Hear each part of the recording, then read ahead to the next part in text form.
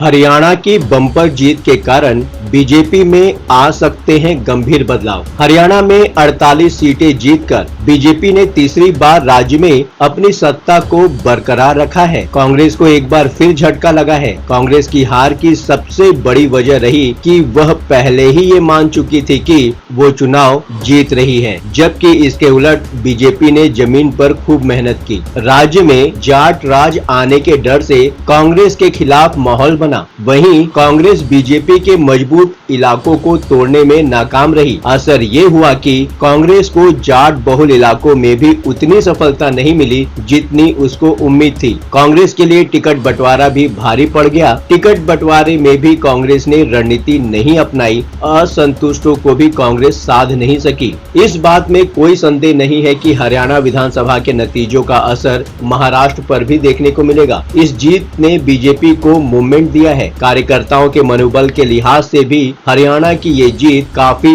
अहम रहने वाली है। वहीं इस हार के बाद महाराष्ट्र में सीट शेयरिंग को लेकर कांग्रेस की स्थिति कमजोर हो सकती है। हरियाणा विधानसभा चुनाव में बीजेपी को मिली जीत पार्टी को लेकर चल रही तमाम गॉसिप को खत्म करने वाली हो सकती है। लोकसभा चुनाव में कमजोर होने के बाद मीडिया का एक वर्ग लगातार ऐसी बातें फैला रहा था कि पार्टी में नेतृत्व का संकट पैदा होने वाला है। हालांकि हरियाणा चुनाव नतीजों ने बीजेपी को एक बार फिर आत्मचिंतन का मौका दिया है। नमस्कार, आप देख रहे हैं न्यूज कॉल 24। देश दुनिया की हर छोटी बड़ी खबर सीधे आपके स्क्रीन पर। हर दिन नए विषय, नए मुद्दों पर चर्चा होगी। यहाँ हम आपको हर खबर के पीछे के असली मायने क्या है बताने का प्रयास करते हैं। न्यूज कॉल 24 के खास प्रोग्राम ओपिनियन भारत में आपका स्वागत है। बात समझनी है तो पूरी सुननी होगी। मैं हूं आपके साथ सुशील गिरीश। वीडियो में आखिरी तक बने रहिए। आइए बढ़ते हैं खबरों की तरफ। हरियाणा में भारतीय जनता पार्टी ने बहुत कठिन लड़ाई बड़े पैमाने पर जीत ली है। बीजेपी अपनी जीत को लेकर यहां खुद आश्वस्त नहीं थी। शायद यही कारण था कि चुनाव प्रचार के अंतिम दिन तक जान लड़ा देने वाली पार्टी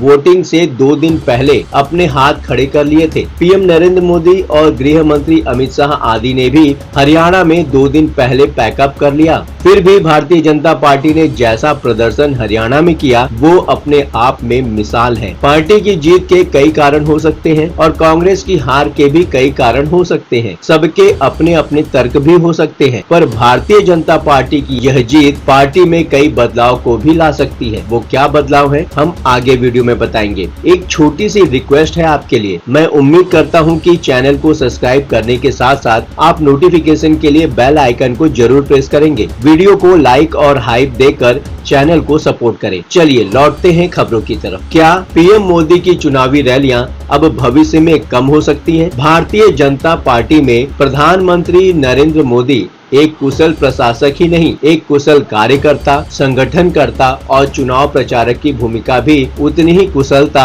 और तल्लीनता से निभाते रहे हैं। चुनाव प्रचार के अंतिम दिन तक लगातार भाषण देना और रैलियां करना उनके नियमित कार्यक्रमों में शामिल रहा है। अपनी इसी शैली के बल पर उन्होंने बीजेपी को देश के कोने कोने में पहुंचा दिया है। पर हरियाणा चुनाव में उनकी बेहद कम रैलियां इस ओर इशारा कर रही है कि मोदी ने पार्टी को ऑटो मोड में ला दिया है। अब हर चीजें अपने तरीके से अपने आप होने लगी हैं। 2014 के विधानसभा चुनाव से पहले मोदी की 10 रैलियों ने भाजपा को हरियाणा में जीत दिलाने में अहम भूमिका निभाई थी और 90 सदस्यीय विधानसभा में 47 सीटों के साथ पहली बार अपने दम पर सरकार बनाने वाली पार्टी बना दिया। 2019 में मोदी की रैलियों की संख्या घटकर 6 रह गई। हालांकि तब भाजपा ने 40 विधानसभा सीटें ही जीत सकी। 5 अक्टूबर को हरियाणा में चुनाव होने से पहले मोदी ने केवल 4 रैलियां ही करके पार्टी को 48 सीटें दिलाने में कामयाबी हासिल की। जाहिर है कि इसका प्रभाव पार्टी में नई परंपरा शुरू करने के लिए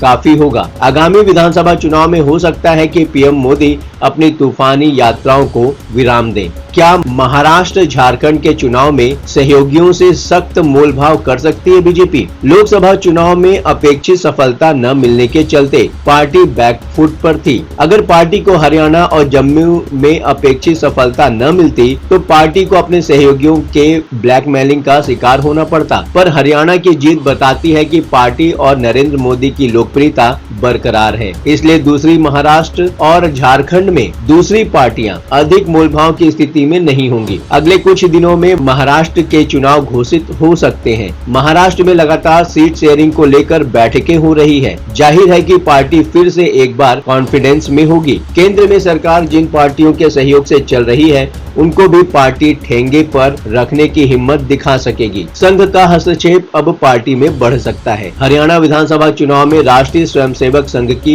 महत्वपूर्ण भूमिका रही है। संघ और बीजेपी के बीच कोऑर्डिनेशन बनाए रखने के लिए लगातार बैठकें हो रही थी। ये बैठकें ऊपर के लेवल पर ही नहीं, स्थानीय स्तर पर भी हो रही थी। अगर आप गूगल पर संघ और बीजेपी की समन्वय बैठक लिखकर सर्च करेंगे तो हरियाणा के हर जिले में होने वाली बैठकों की डिटेल मिल जाएगी। यही नहीं, संघ के दबाव में ही बीजेपी ने इस बार हरियाणा विधानसभा चुनाव में वंशवाद, परिवारवाद के लिए अपने सिद्धांत से थोड़ा नरम रुख रखा। प्रदेश के कई बड़े नेता जो ऑलरेडी सांसद और विधायक और मंत्री हैं, उनके परिवार वालों को खुलकर टिकट बांटे गए। हरियाणा में टिकट वितरण में भी संघ की खूब चली। संघ और बीजेपी के समन्वय का ये प्रयोग इस बार सफल रहा है। जाहिर है कि आने वाले दिनों में इसे फिर से दोहराया जाएगा। इतना ही नहीं, ये भी हो सकता है कि समन्वय के नाम पर संघ एक बार फिर पार्टी पर हावी होने की कोशिश करे। ये तो आने वाला वक्त ही बताएगा। लेकिन क्या आपको लगता है कि हरियाणा की बम्पर जीत के कारण बीजेपी में आ सकते हैं गंभीर बदलाव? वो बदलाव क्या क्या हो सकते हैं, आप हमें बता सकते हैं। बातों ही बातों में मुद्दे की बात हो जाती है। अब आपकी बात नहीं रहेगी अनसुनी।